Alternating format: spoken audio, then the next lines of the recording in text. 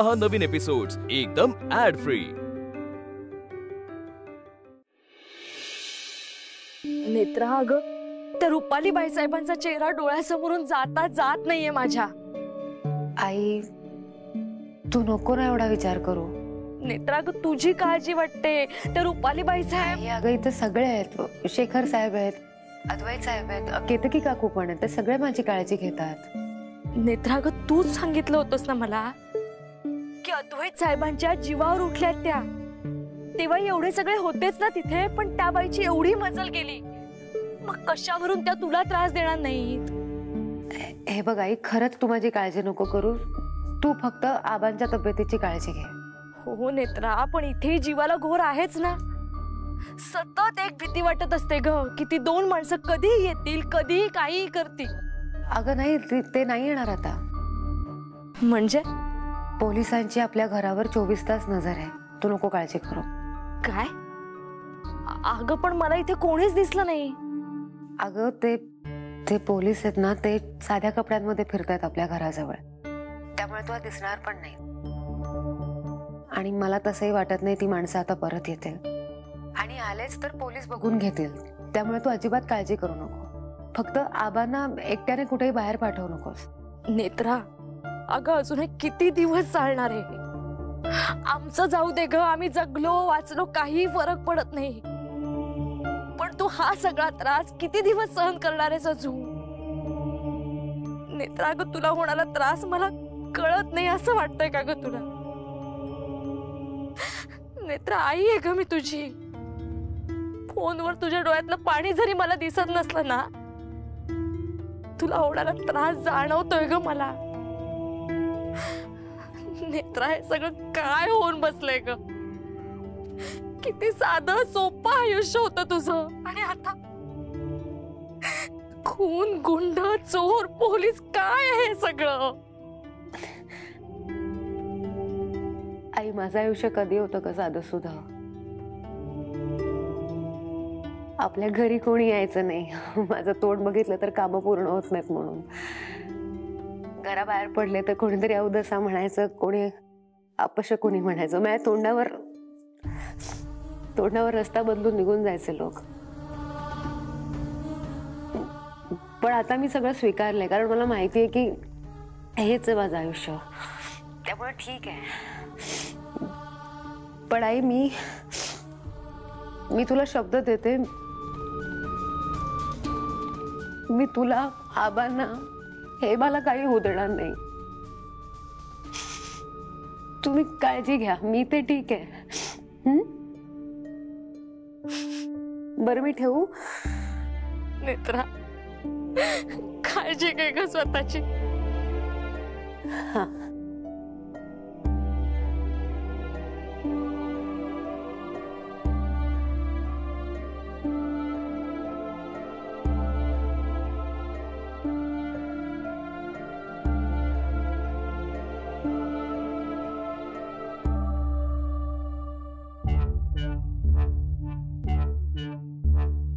साहेब, हाच आहे जो मला भूतकाळातल्या संकेतात दिसला होता। मी तुम्हाला ज्या वस्तीत घेऊन गेले होते ना, तिथे मला हाच दिसला होता। अनिल, नेत्रा म्हणते तसं अनिल आणि रुपाली अजूनही संपर्कात असतील का? नाही, पण हे कसं शक्य आहे? पण नेत्रा का खोटं बोलेल? म्हणजे नेत्राच्या म्हणण्याप्रमाणे रुपालीच अद्वैतच्या जीवावर उठली। नेमकं कशावर विश्वास ठेवायचा आणि कशावर नाही काहीच कळत नाही।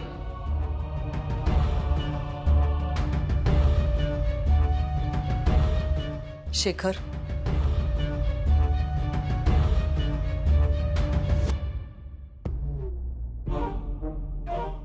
कसल्या तंद्रीत आहात एवढे? काय नाही, नाही, तुम्ही ऑफिस मधनं आल्यापासून बघतेय मी, कसला तरी विचार करताय, काय झालंय? नाही, खरंच काय नाही। बर, प्रसाद, आठवलं का तुम्हाला कसला प्रसाद येतो? ते नाही का फोन पडला होता, गुरुजींचा फोन आला तेव्हा। हॅलो रुपाली, रुपाली आवाज येत नाही. त्यांनी आठवण करून दिली ना, अभिषेक करायचा राहिलाय. मग आज सकाळी अभिषेक करून आले, तो प्रसाद आहे. अभिषेक केलाय तर खूप बरं वाटतंय, मन असं प्रसन्न आहे. त्याचंच आहे.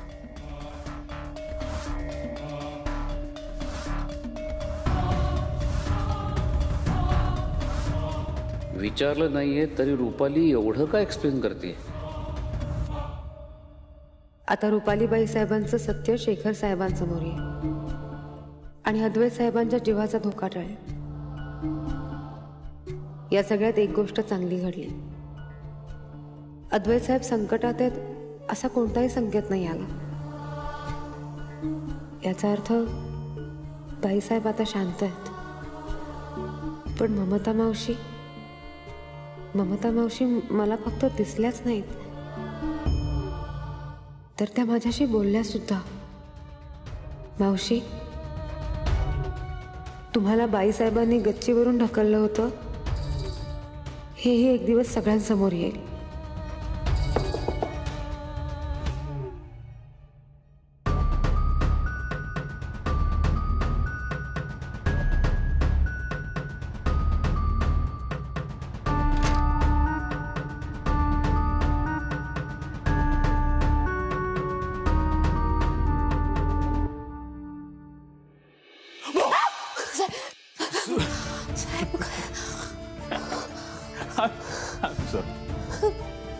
माझी भित्री बॉडीगार्ड. साहेब, तुम्ही नेहमी अशी थट्टा करता माझी. सॉरी, पण त्याचं काय आहे, तू हसलीस ना की खरंच खूप छान दिसतेस.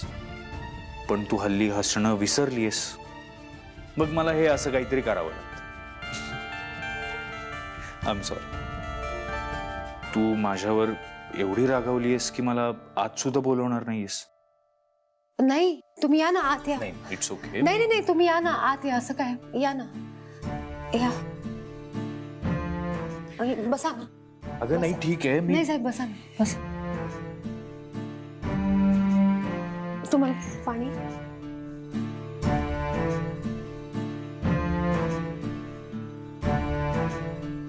पाणी नकोय मला, तू बस इथे.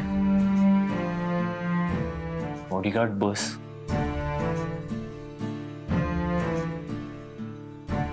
ते दे इकडे. आई पोचली घरी?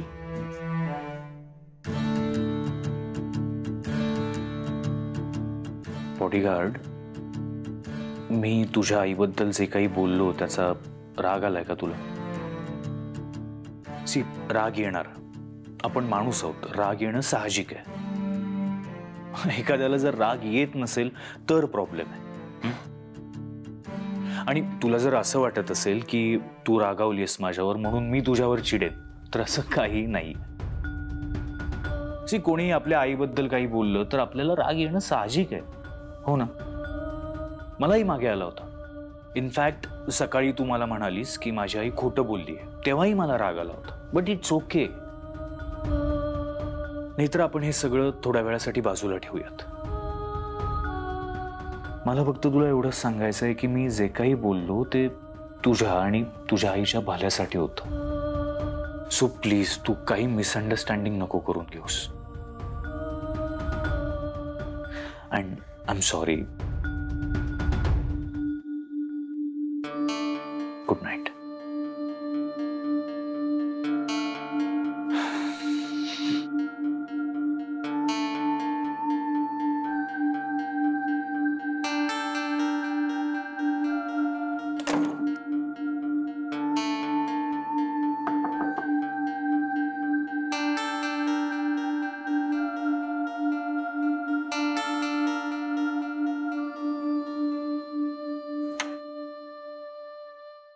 महत्वाचं बोलायचंच राहिलं.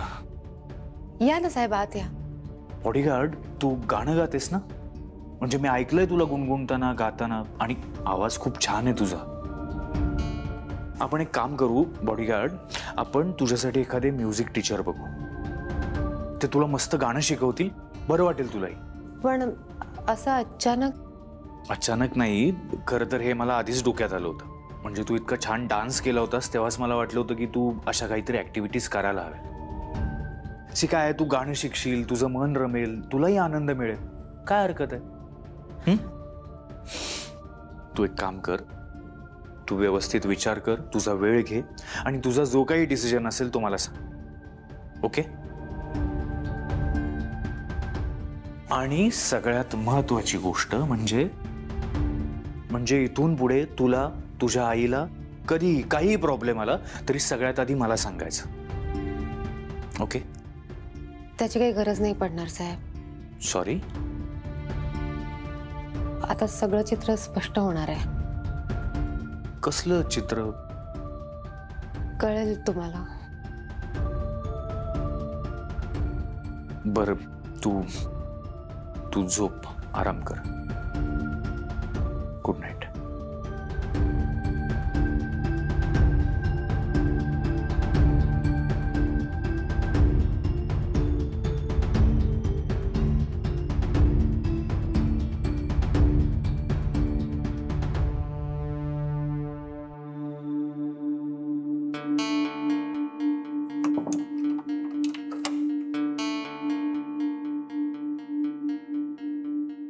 ही पुन्हा ओव्हरथिंक करायला लागली.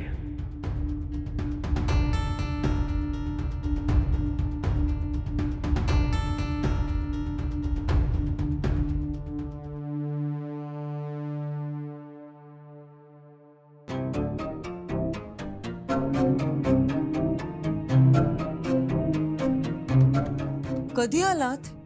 झाला बराच वेळ.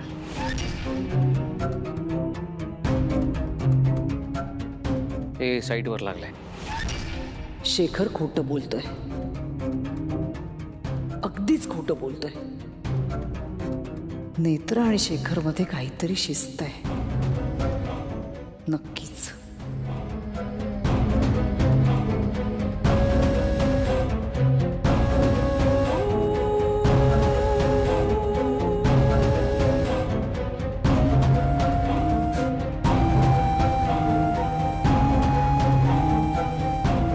स्टोअर रूमचा लाईट चालू काय? म्हणजे शेखर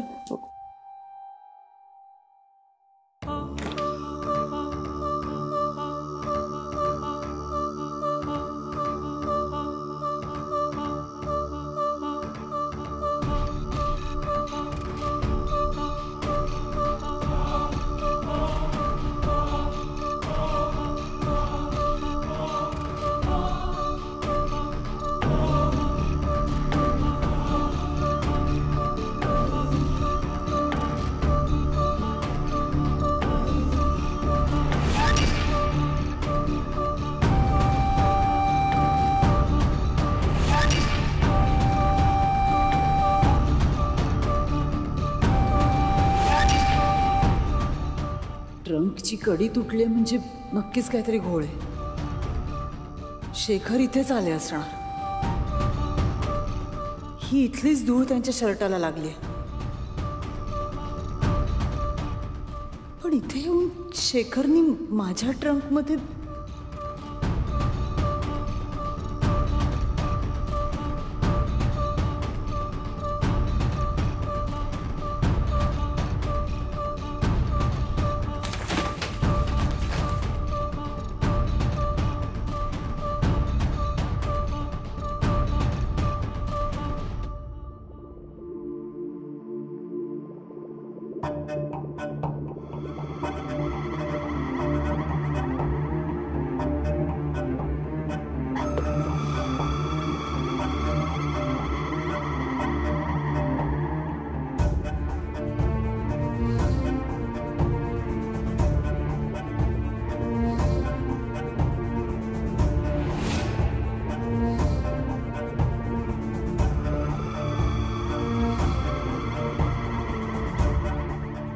हे फोटो असे बाहेर आलेत म्हणजे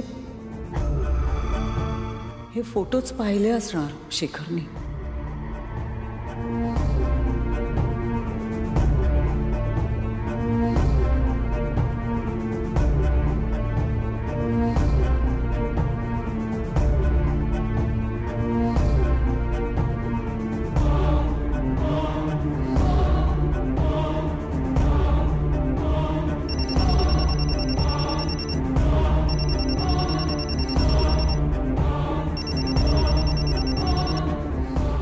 हॅलो.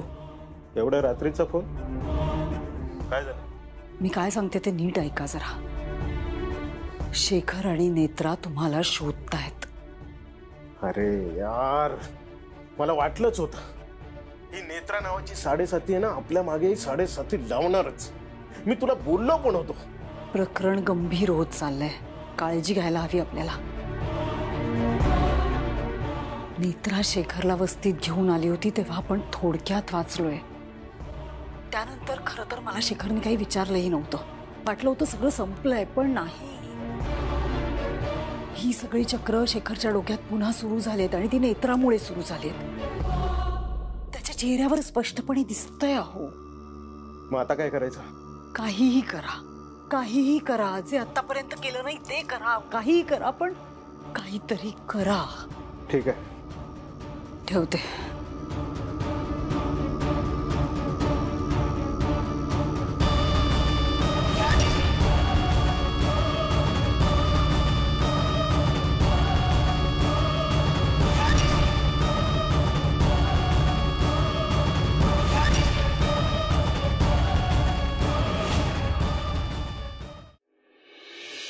आई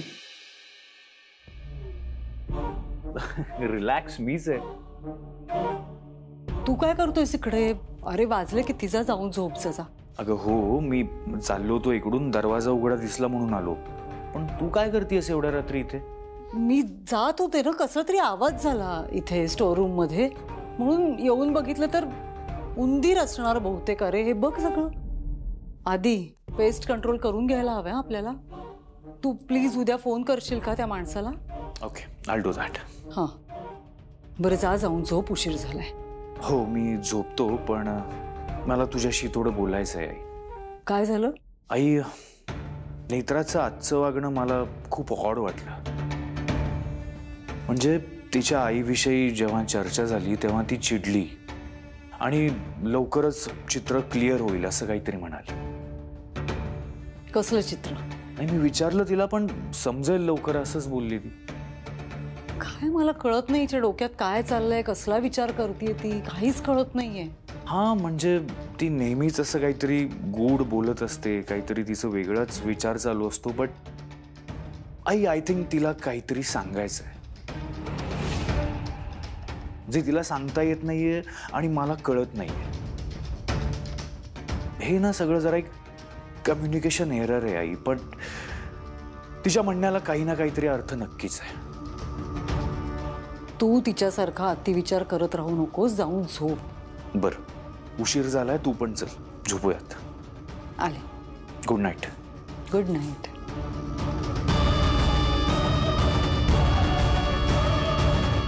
शंभर टक्के नेत्रा माझा घात करण्याच्या तयारीत आहे. आणि यावेळेला शेखर सुद्धा तिच्या खांद्याला खांदा लावून साथ देत आहे. तुझी ब्लॅक कॉफी थँक्यू.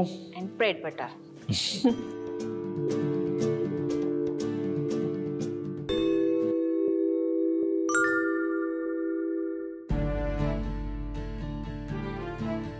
असा का बघतोयस माझ्याकडे? नाही, काही नाही. छान वाटतंय तुझ्या बरोबर बसून असं कॉफी प्यायला.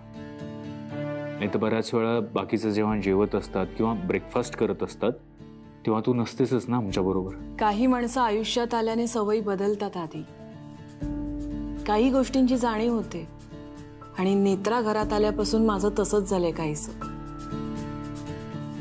सो मी प्रयत्न करते तुमच्यासारखं नॉर्मल आयुष्य जगण्याचा. एक गोष्ट सांगू आधी,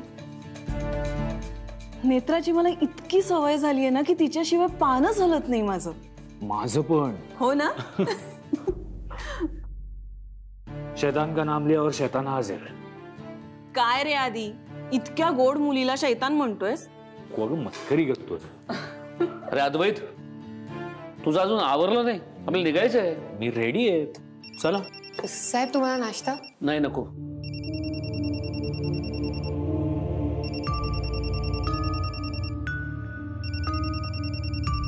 आपण फोन घ्या ना. हा, फोन. हा, हो. Hello. Good morning Rajadhyaksha saheb. Good morning. Sorry, सकाळ सकाळी फोन केला, पण एक माहिती द्यायची होती. बोला. अनिल म्हात्रेबद्दल माहिती मिळाली. अनिल म्हात्रे. भेटून बोलूया. ओके.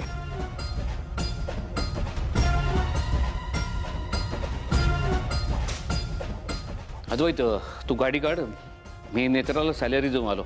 येस, चल बाय गागू. बाय. अनिलची सगळी माहिती मिळते. इन्स्पेक्टर सगळी माहिती सांगतायत. हा तुझा पगार.